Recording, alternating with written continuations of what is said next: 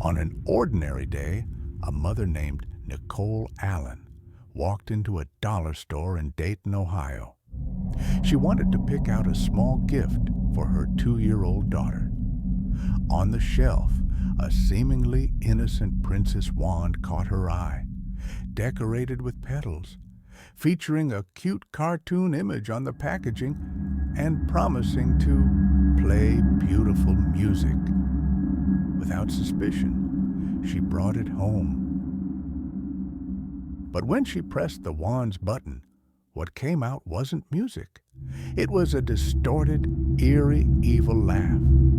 At the same time, the flower on top suddenly lit up, illuminating a hidden foil piece that revealed a horrifying image.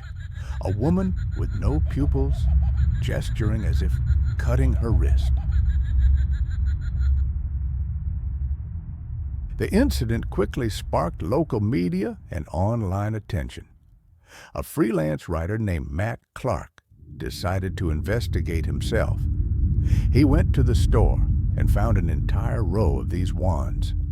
Even more bizarrely, not every wand had that bloody image.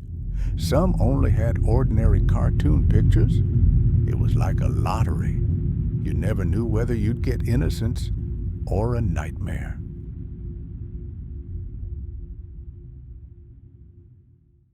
To this day, no one knows who did it, why they did it, or how many of these wands actually entered the market.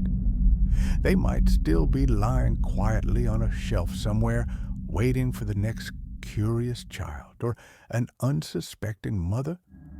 And that distorted laugh and bloody image might be just one button press away from appearing again.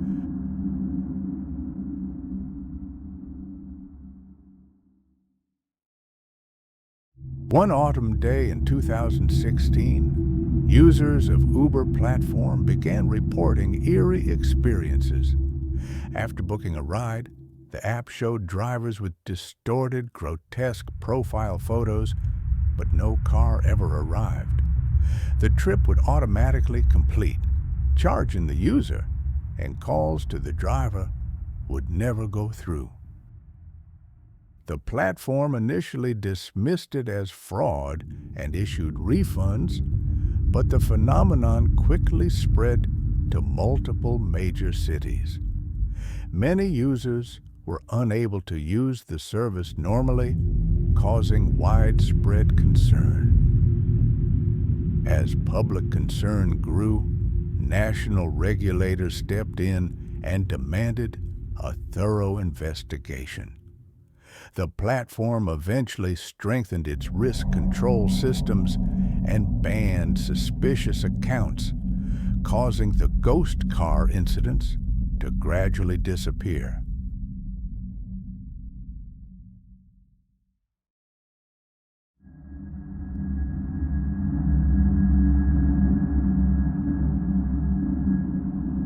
In the early 1970s, residents in Washington, D.C., Maryland, and Northern Virginia began reporting a mysterious figure, a man dressed as a rabbit, lurking around their neighborhoods. Though the costume itself wasn't threatening, the so-called Bunny Man was said to threaten children with an axe and vandalize property without reason. Sightings were rare, but followed a pattern. He usually appeared in remote areas with few witnesses. The story sounds like a classic urban legend, almost too wild to believe, but researchers found it was actually based on a real incident. In 1970, a couple parked near a bridge on Colchester Road in Fairfax County encountered a stranger who shouted at them for trespassing and threw a small axe at their car. They drove off without a clear view of him. They told police he wore light-colored clothing and what looked like a white hat. Though the couple never said rabbit, people began claiming the man had rabbit ears. Soon, the Bunny Man legend spread throughout the region. Stories grew of a rabbit-suited figure threatening children in the woods with an axe. Over time, the tale grew so exaggerated that the bridge on Colchester Road became known as Bunny Man Bridge. The legend has since taken a standard form.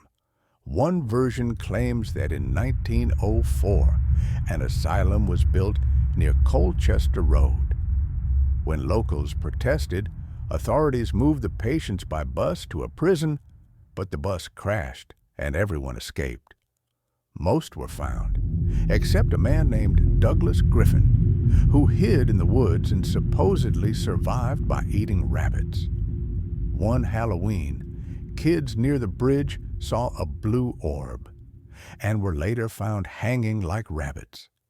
It's said that if you visit the bridge at midnight on Halloween, the same will happen to you.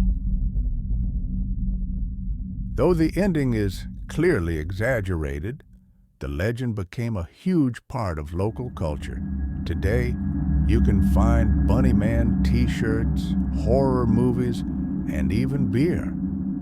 The railroad overpass in Fairfax County has become a minor tourist attraction for urban legend enthusiasts.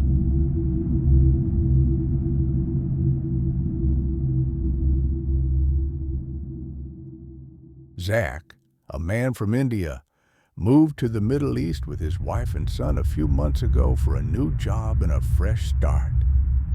They rented an apartment, hopeful and excited, until strange and unsettling events began to unfold. Last December, Zach began uploading videos to YouTube, documenting the eerie events happening in their home. It started when their 5-year-old son began talking about someone named Jerry. At first, they thought it was just a child's imagination, until one day, their son suddenly screamed while staring out the window, insisting he saw something outside. But when Zach looked, there was nothing there. Then things escalated. A spoon fell on its own in the kitchen, the fire alarm went off without reason, and maggots started appearing around the house with no clear source. The creepiest moment was when their son's notebook suddenly flew across the room. The boy yelled, "Jerry is teasing me again."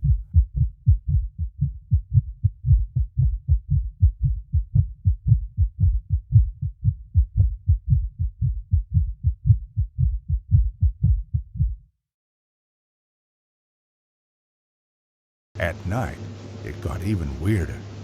Once, a child's tricycle fell off the couch and a small folding chair moved on its own.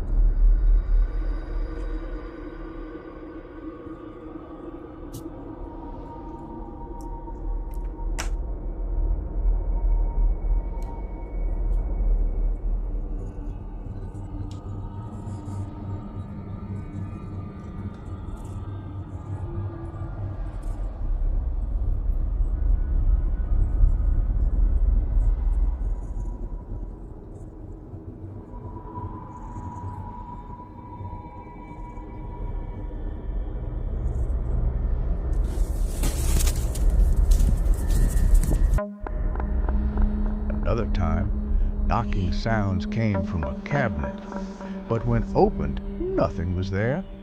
Several times around 1:45 a.m., Zach heard a horn-like toy sound.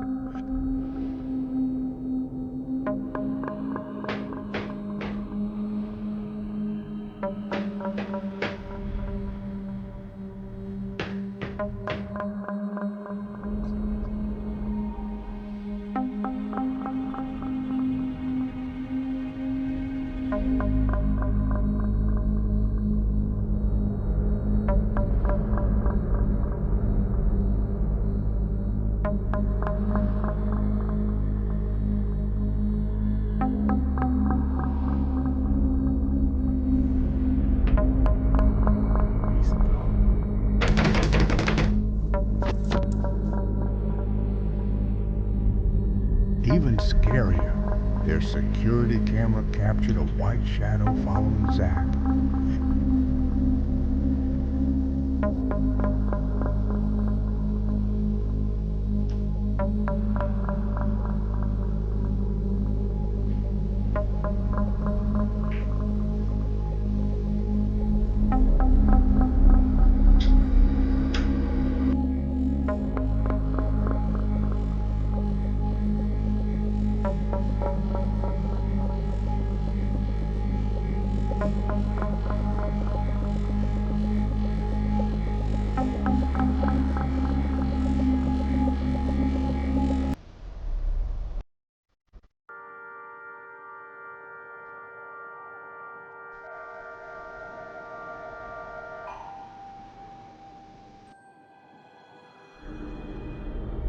The family finally decided to move, but after that, the activity intensified. The phone rang at 2:21 a.m., knocking sounds wouldn't stop, and something tapped on the glass. Both Zach and his wife fell ill, but due to financial pressure, he couldn't skip work.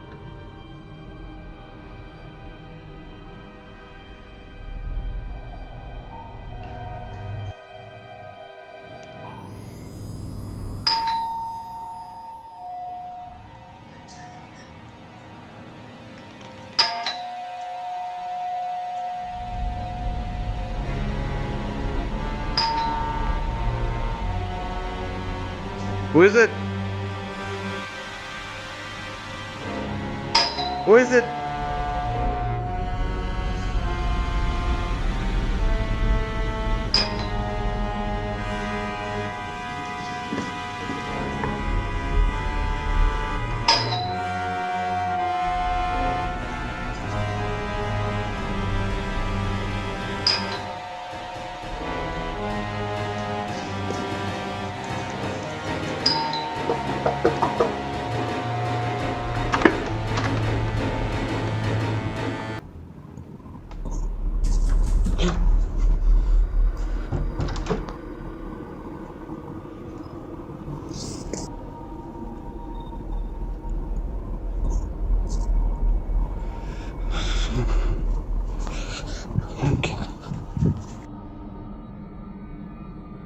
On March 2nd, 2023, Zach posted a final update.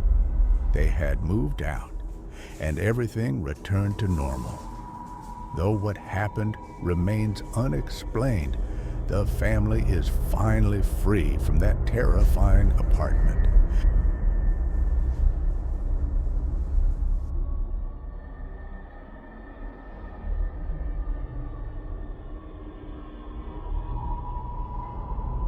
In July 1989, two young climbers from Tokyo arrived in Hokkaido, aiming to climb Mount Asahi, the highest peak in the region. Known for its beautiful summer scenery, the mountain attracted many outdoor enthusiasts. They planned a 2-day, 1-night trip, including camping on the mountain. The weather was initially clear, but on the second day, a typhoon struck. Heavy rain poured down, temperatures dropped near freezing, and visibility became extremely poor. That evening, the lodge owner realized all other guests had returned except the two men and promptly alerted the police. The severe weather delayed rescue efforts. It wasn't until the next morning that a team set out with helicopter support. After hours of searching, the pilot suddenly spotted a massive SOS signal on the ground, made from 19 tree trunks, some up to 5 meters long.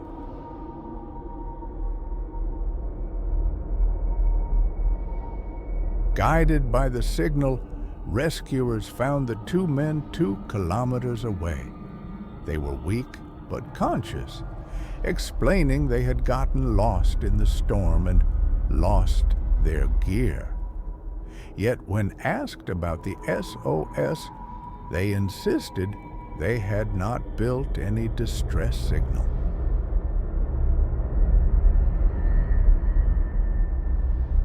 Police returned to the SOS site and discovered human bones, an old backpack, and a tape recorder. The bag contained toiletries and 4 tapes. The first 3 played anime music, but the 4th held a desperate message from a man. "I've been waiting here 5 years for help. No one ever came."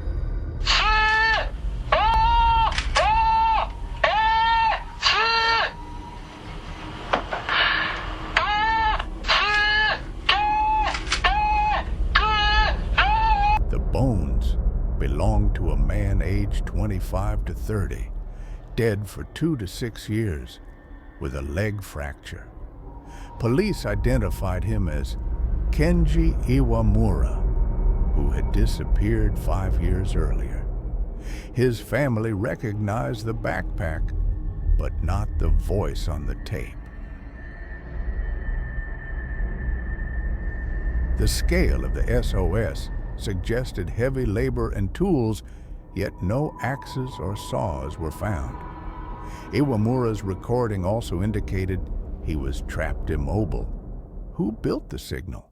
Why didn't his family recognize his voice? And why didn't the man walk 9 kilometers along the river to a nearby town?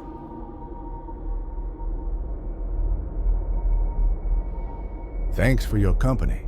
See you in the next adventure. Please subscribe to my channel.